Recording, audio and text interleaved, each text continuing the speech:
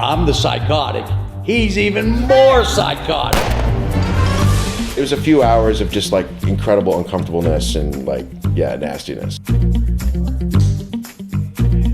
We're driving around on these residential back streets in the middle of the night. Clearly, this is not a great idea, but it'll make a great movie. I think we both just took it so extreme to a 10 that I can't even give you details about it. It was a good day. Let's just put it that way. Like you didn't need to act a lot.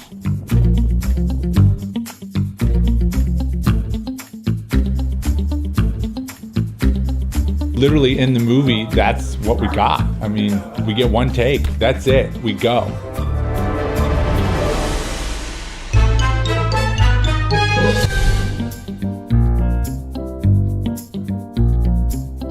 Wally Got Wasted was the most fun I've ever had writing anything. I wrote it with Adam, and here's the process. Adam is the structure guy, and I am the writer. I cannot handle structure. I don't like structure. So Adam knew exactly what needed to happen next in the story. The story idea was his idea. I think it was around 2014 when I came up with the idea and literally laid out the whole story in one night with Seth. He actually took a script that I had written that went off in a completely different direction and said, well, why don't we take it here? Why don't we, do a Weekend at Bernie's meets The Hangover type thing in LA? Seth had a script that was, the first 20 pages was somewhat similar to this. And I read it and I wasn't sold on the idea, I went in a different direction. And I said, this is how I think the movie should go. And then he would come up with, we need this scene, we need that scene, and then this happens and this happens, and then I would write the scene. And as a writer, I found that incredibly liberating because I didn't have to worry about the whole thing. I would just focus on one scene, and then I could write really easily. It was very lighthearted, very fun. And mostly it was cutting the fat. It was trying to get the story to move, constantly move so the audience doesn't get bored. And there was a scene he wrote, the drive-through. The drive-through literally was the first draft. The drive-through stayed the first draft of the drive-through. And on the page, that scene was amazing. And I knew the rest of the movie needed to be as good as that scene. And we were a really great team like that. So it was an incredibly enjoyable process, but it was also very, rewarding to have people respond positively to the script. And, it was a true partnership.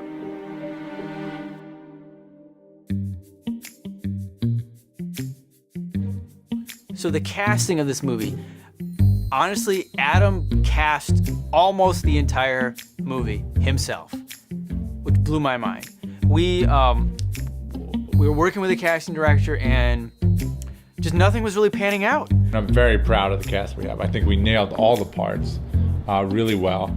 I think the dynamic between the characters is perfect. But I worked really hard on casting. I mean, I had a big dry erase board with all the names of the characters on it. There was about 43 people I had to cast, and I had them do video auditions.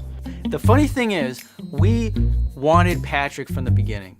And of course, we decided, well, let's try to get some name actors. Why not? You have to, this is Hollywood, this is how you play the game. Let's try to get some name actors. Well, obviously that didn't pan out. And then we said, well, let's go after some lesser known people who are very talented, and nobody was interested. It was too low budget of a project. We couldn't even really get the script read. And we ended up coming back to Patrick, who I wish we had saved ourselves the time, because he was better than any of these guys. Like, absolutely perfect for the role. We gotta drive upstate, deep into the woods, way out there. We can't leave the city. There are roadblocks everywhere looking for that killer. Shit. And how are we gonna move him? I mean, look, as soon as we move the knife out, we just... What the hell did he fuck did you do? What the fuck, man? Oh my butt! It's everywhere! Put it back in! Okay, move your hand! Oh my God! What did you do? I was trying to put the knife back in! You mean re-stab him? No, not re-stab him! Put it back in like you told me to! You stabbed him in the ear! Oh, really? Oh, did I, Charlie? Did I stab him in the ear, Charlie? I didn't know. I didn't notice his ear on the floor now, Charlie! Patrick I saw do a play about 5 or 6 years ago, and I never forgot him. But it's funny because Patrick was the last person to send me an audition tape. He was the last person to audition. And so I auditioned all these people and nobody could get it. And then at the end, a few people, I was like, he might work. but I still hadn't got Patrick to audition, and then he finally did audition and he nailed it. And then there was no doubt that he was our guy. And he did such an amazing job. I'm so happy I cast him. Jerry, gotta go. Jerry, go! Go! What? You told me to meditate. I'm just trying to be a team player. I had worked with Aaron on a commercial 2 years earlier when I was a marketing manager at a drug rehab center. And I was shooting video for them, and I had him come in. He played a guitar player. He didn't have any lines, but I knew he was an actor, and he had a great attitude, and he had been working on a ton of projects. And I called him up, and he auditioned, and it was like, he was perfect. Comes from an old family recipe. Delicious, nutritious, and therapeutic. It's something those suckers at Smuckers can't compete with. Can't compete with it. Check that shit out. Try some. Oh my God, what is that smell? Success, my friend. Breathe it in. I think the hardest person to cast was Jerry. I think I auditioned about 50 people. It's the hardest thing to cast. It really was. It's so funny because so many people were like, oh, I know tons of people like that. But to get somebody to act like that was way harder. He's not like that guy at all in real life. But when he acts that guy, he's the only guy that nailed it. And he did a phenomenal job. So, you still haven't told me what you're doing at my brother's house in the middle of the night. Yeah, I have not. It's, kind of creepy. Was it creepy or, maybe like kind of charming? It's creepy. I think Lissa was really hard to cast. I auditioned many people for that role, and nobody had that essence. Nobody had that thing that I felt like was like that Cameron Diaz thing in Something About Mary, where you're just so likable and you laugh at everything and you're fun the whole time. You never take yourself too seriously and you never take anybody else too seriously. And I saw our audition tape and I said, that's my Lucy right there. I knew it. I want to put Mr. Tickles on your face. I'm sorry, what? Your head. Give me your head. Okay, you have no game. Do you know that? Oh, my game is my no game. And I'm very aware of that. Yes, thank you. Come on, sit. Ooh. Okay. Come on.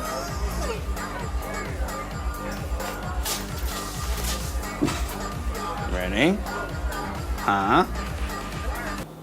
Oh, that feels weird, but good. That's what all the ladies say. I'm Lucy. I'm Mitch. So, what are you doing later? I don't know yet. What about you? Oh, me and my friends, we just gotta go dispose of this dead body. But after that, I should be free. Dude, what the fuck, man? You're hilarious. Can I have your number? Yeah, sure.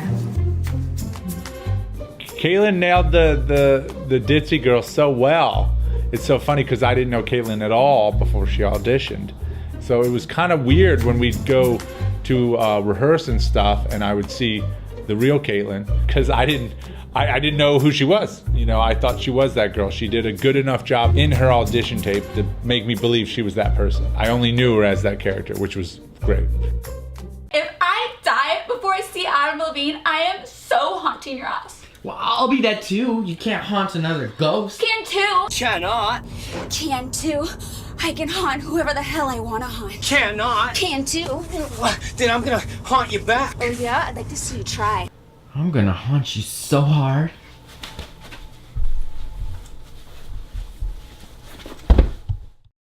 Look at this. We're so fucked, it's unbelievable.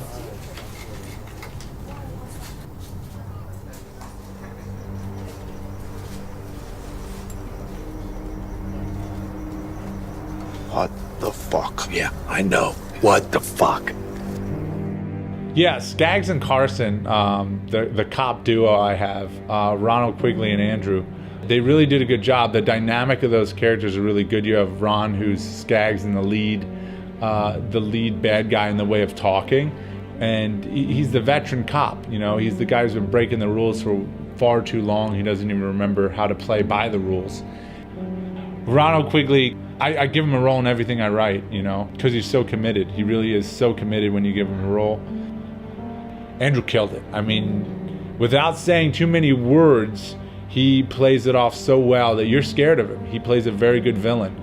And that was extremely needed. I didn't want, a lot of films, they have their villains real cheesy, cheeseballed up. I don't understand that. If there's no real threat, then there's no suspense. And Andrew and Ron did an amazing job.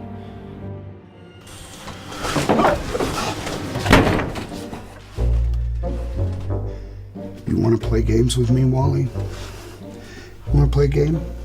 Now we're going to play a man's game. It was Ronald Quigley's suggestion to cast Alex Soul. I never thought Alex Soul was even an option. I've met Alex Soul before. He's a phenomenal actor, but he was retired. He wasn't acting anymore. So Ron decided to take it upon himself to send him the script, send him the part, and say, hey, Adam wants you to play this part, not telling me that he did it. So literally, Alex read the part and was like, I'll do the part. I'll find a way to do it. I'll come out of retirement. I'll do this part. We sent him the script, and within like 10 minutes, he called us and was like, I want to do this. Which was incredible because Alex has basically been retired, and he came out of retirement to do this role. Like, he did all the paperwork with SAG and everything, and it was like, I'm acting again. And he came in just to play Randall. So we flew him down, and he crushed it. He was such a high caliber actor. It was kind of funny on set because you could just tell everyone was watching him like, oh my God, like this guy's really good. He's really scary. And he did a great job. We don't speak the same language, Mitch. I'm sorry, but it's over. Oh, okay. You're right. We may not always speak the same language here. But baby, we speak the same language right here, right? Lauren did great, you know. She always kept a positive attitude, and I think her fans are gonna really love her in the movie and be surprised of how much of a key role she has in the movie and how great she acted in the movie.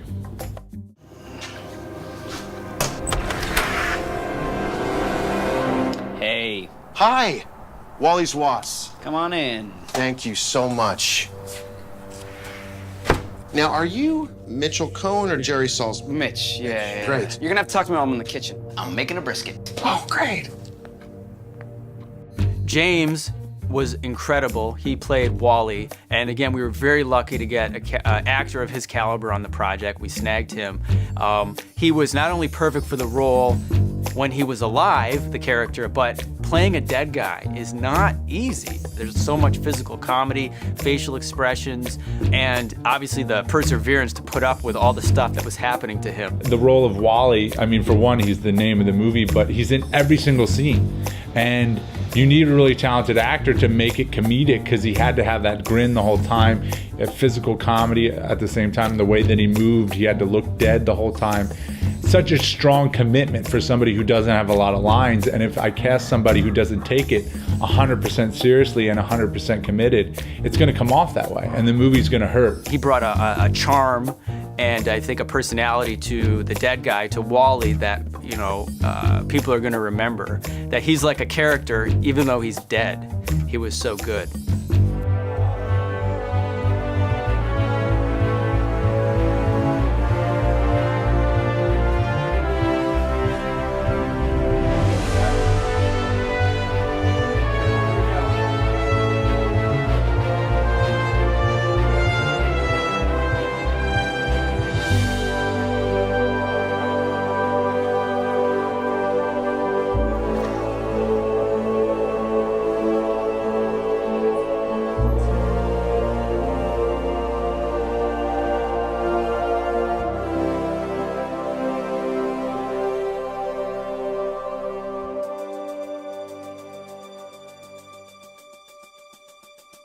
Wally Got Wasted is about 3 friends, and they all have very different personalities, and one of them is going through a breakup, and the other 2 are trying to motivate him to go out and live life. Oh, Mitch, poor little Mitch. Mitch has had a rough go. Gets broken up with. And the first scene of the movie opens with her just destroying him. Seriously? We don't speak the same language, Mitch. I'm sorry, but it's over. He can't really seem to get out of his funk from getting his heart broken. But one day, they finally convince him it's time to go out. Jerry, good news, buddy. Mitch is coming out with us tonight. Seriously? Let's not get too excited, huh? Just a couple hours. Then the real shit hits the fan. Then the chaos, the avalanche of that is the movie. Yeah, it's my grandma's recipe. Oh.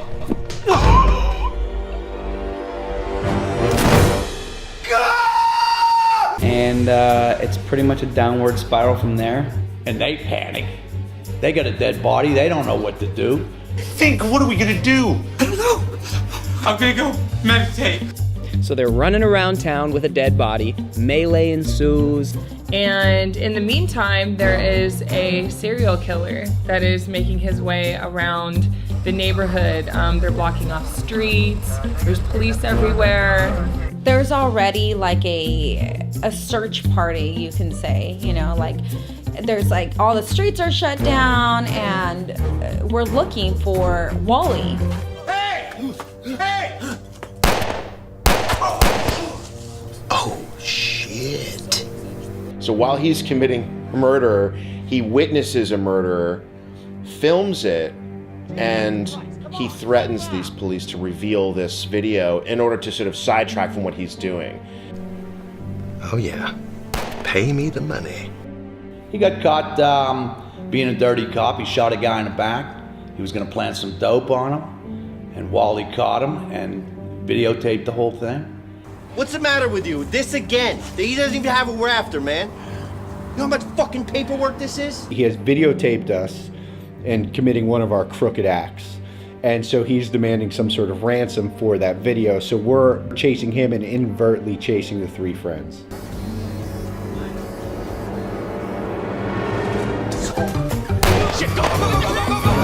There's just chaos happening over and over and over again.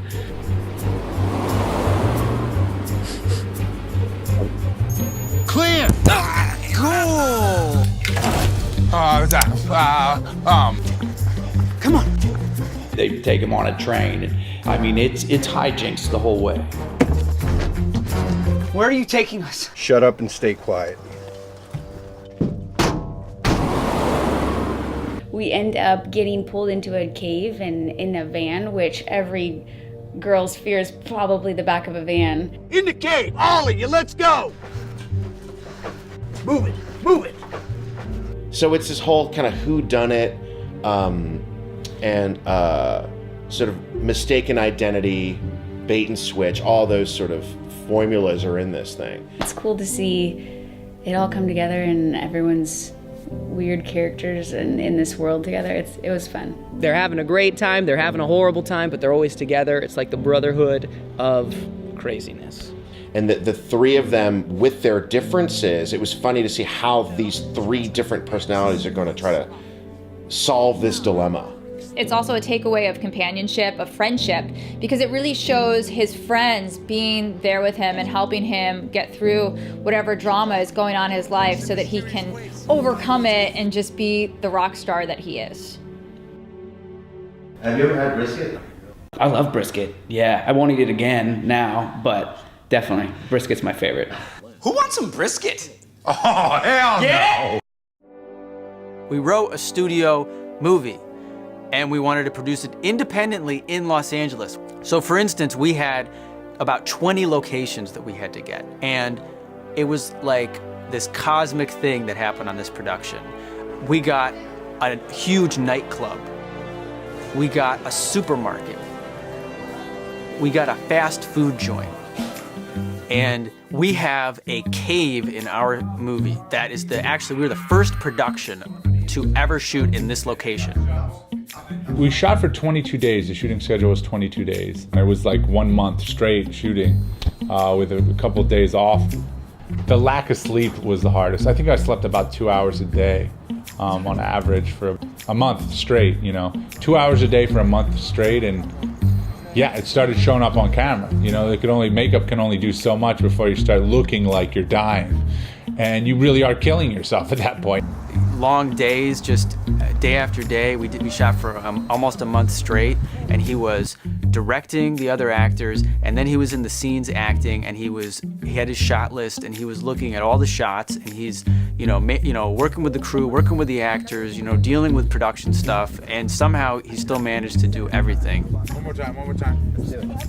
I need Aaron in there, though. There's Jerry on the end. I need Aaron in there. It was fun to see him balance between director-actor, because that's always a challenge, and to keep your eye on it. And he had such a clear idea of what he wanted, I think, stylistically, that he was able, without really missing a beat, to just jump between the characters. And sometimes you could see him take that minute or moment to adjust, and then he was on. As soon as you see him look at that thing, Marshall, push it on as fast as you can, okay? Sure. All right, and I'll cue you to leave, Patrick. Ready? Everybody ready? Action. Adam has not only an innate ability, but has a honed skill to be able to talk to actors and to get what he's looking for and to communicate what the scene is actually about and how it fits into the overall picture. Adam was always game to let me try something. He was always game to let me improv something. And it was sort of like one of those, all right, I got my take, you try something fun. You know what I mean? And it just gave us the freedom on set to play and know that the script was not a shackle. It was a framework for fun. Is it challenging? Yes, but I enjoy it. I like the challenge. I think it's an obsession at that point. If you're gonna act, direct, and produce a movie, you better like doing it. So it's an obsession. Cut, I got what I need. Let's move on to the 2-shot. Moving on.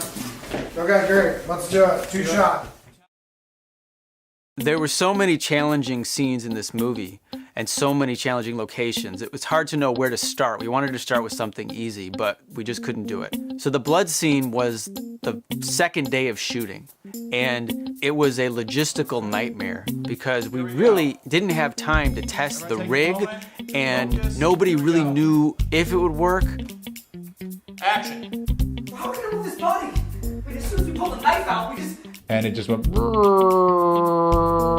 and then it just stopped.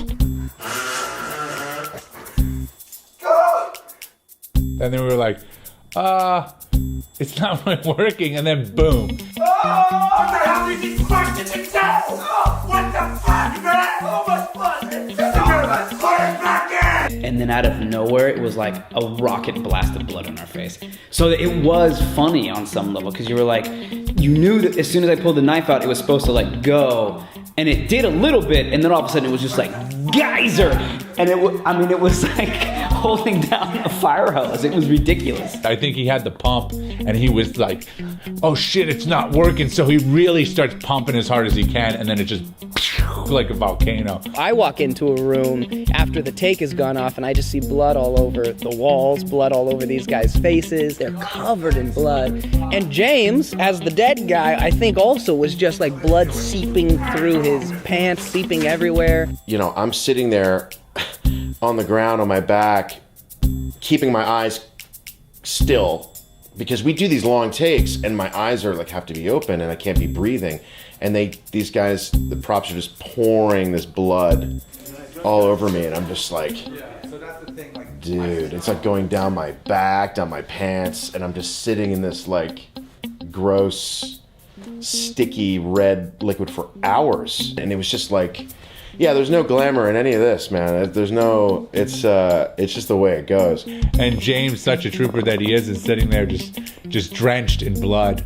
And Patrick, too, being Mitch, he was an extreme trooper, too, shooting blood in his face. And me and him just screaming at each other at the top of our lungs in the scene. One of the many fuck my life moments on the production is the grip truck got a flat tire, and he pulls it into the cul-de-sac and basically stops it, and I see this enormous flat tire. I mean, this wheel, there's a picture of me kneeling in front of this wheel looking just like fuck my life. Like what? I look so stressed out because this wheel's this tall and it's flat, and I'm thinking, I don't know how to fix this, I think a mobile repair place, and they think they came and they fixed the tire. But one of the problems we were having, and we had this at one point, was you're shooting in a neighborhood, you don't want to make too much noise because you might piss off the neighbors and they might call the cops and they might come and shut you down. Well, we're trying to keep ourselves quiet. Well, this guy shows up to pick the tire, and it's like, it's like the loudest sound I've ever heard to inflate this tire.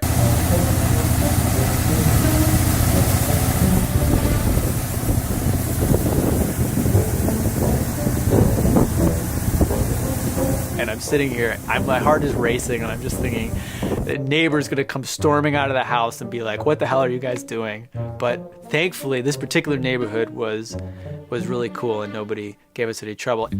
When you don't have a lot of money, you got to get things done. And so we had a few days that were permitted, but a lot of the locations we were guerrillaing. A lot of days I spent convincing security guards and convincing cops to let us shoot there when we had no business being there. So whatever I have to do, if I have to convince you using sympathy, I will. If I have to convince you using any other tactic, I will. I mean, we have to shoot, so I have to convince you. However I'm gonna convince you to let us shoot here, I'm gonna do it. And the crew is literally deer in headlights, just looking at me going, should we do this? Should we not do this? And so I'm then have to go talk to the security guard or talk to the cop. And half the time, we had such a big crew and grip trucks and all these things that people just assumed we should be there. So literally the crew would all look at me because the security guard or a couple security guards are looking at us. And they all look at me like, what do we do? So I'd go talk to the security guard, but little did they know, I would literally just go up to the security guard and be like, hey, how you doing? You know, how's your day going? Cool, when do you get off? That's awesome, man. Well, we have a wonderful day. I'm gonna go shoot my movie. And walk back and shoot. And the security guard just assumed we were supposed to be there, you know? And the crew goes, oh, okay, he talked to security, we're fine. You know, he's got the green light. But really, no, there's no green light. It's just me fucking driving the car by the seat of my pants and making it work, you know? So what's the deal? Why can't we shoot in the front right now? Because we have about 50 people trying to buy groceries and they're not leaving anytime soon. So this is what you get with indie filmmaking. You just gotta roll with the punches. Take a look around. Aaron, you having a good time over here? I'm having a great time. Working in front of a live audience, you know? It's like a theater. The world is my oyster, and there's oysters right over there as well, so perfect.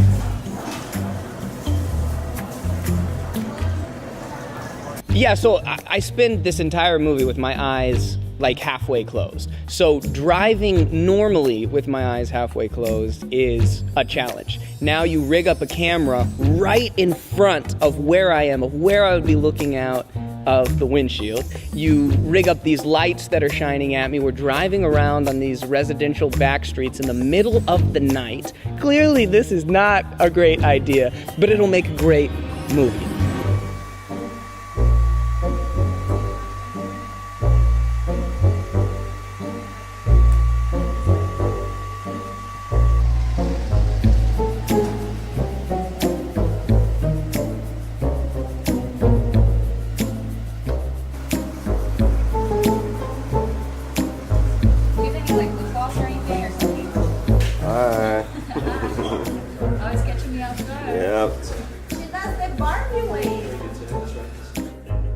Say who you are and then who you're playing. Thomas Smith. Go.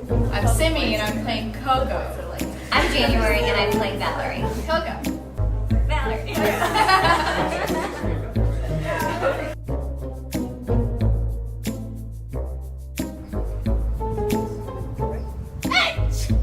Oh no.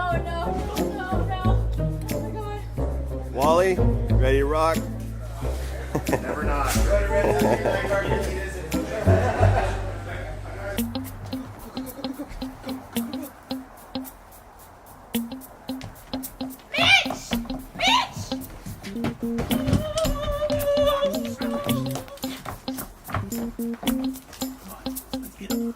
Jesus Christ! Hey, listen. I moved this movie along. Without me, the stakes don't get as high as they got. Ronald Quigley is just his own character in life, period. So he's an enigma. He's his own area code. Like, he comes on the set, he's got an opinion about everything. But here's the fun thing about Ron, he's actually one of the sweetest people I know. And he just wants to do good work. How hard was it for me to get the part? I didn't have to audition, honest. Just a character, man, and takes his work very seriously, Ronald, and always wanted to get the shot right, and was just a trooper, you know, because these are late nights. Okay. Ask me about Patrick. Okay. Repeat the question. Repeat the question, please. Well, and please. What was he like? No, yes. Repeat the question, and please cut that part out of me asking you to repeat the question. No, I'm saying when he has to use. He should be working a lot more, to be honest with you. And hopefully this movie is a showcase for him. Because I know the guy doesn't like to audition a lot, so hopefully Ron gets some work from this, because he definitely kicks some ass.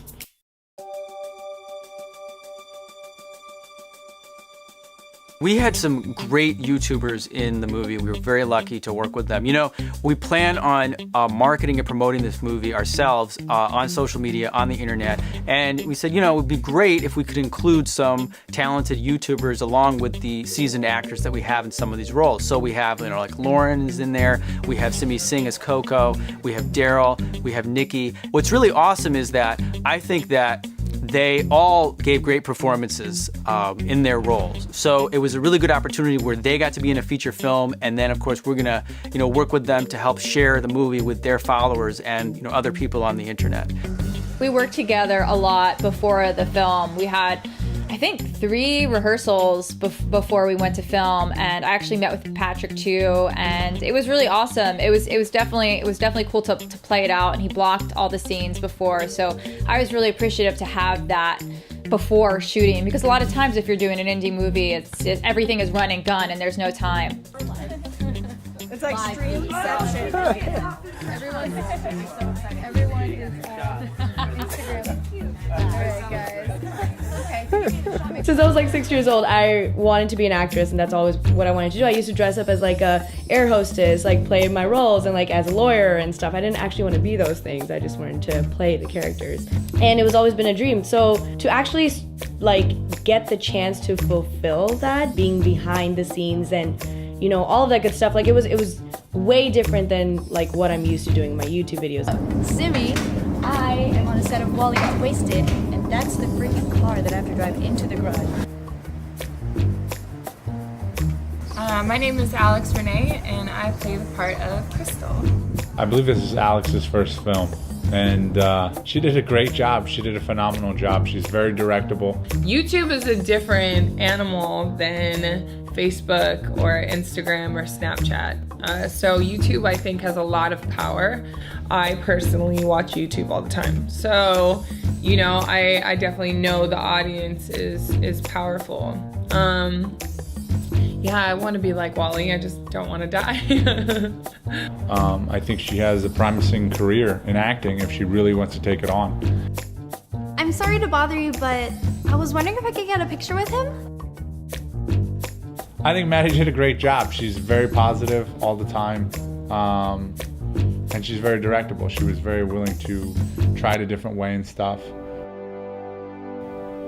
I've been at this game for a long time, and to get to be the lead of a movie and to get to play and try to make people laugh, it's a dream come true. It truly is. I think they're gonna see that brotherhood. They're gonna see especially the 3 guys just relating to one another and how that looks through good times and bad, and kind of just chilling with friends and having some like deep-rooted relationships and that kind of thing. I mean, I hope that it's a throwback to comedies that we kind of grew up, at least I kind of grew up on, maybe in the mid-'80s, where the comedy's broad and silly, deliberately silly, but I hope that people like just really find it super, super silly and fun. I think that's the whole point. There were just so many blessings that happened throughout production that it was just, the whole thing was incredibly stressful for me, but it was also one of the best experiences of my life. I hope that people take a fun ride from Wally Got Wasted. I hope they laugh a lot and enjoy a little more than an hour and a half of their time and just get engulfed in the movie.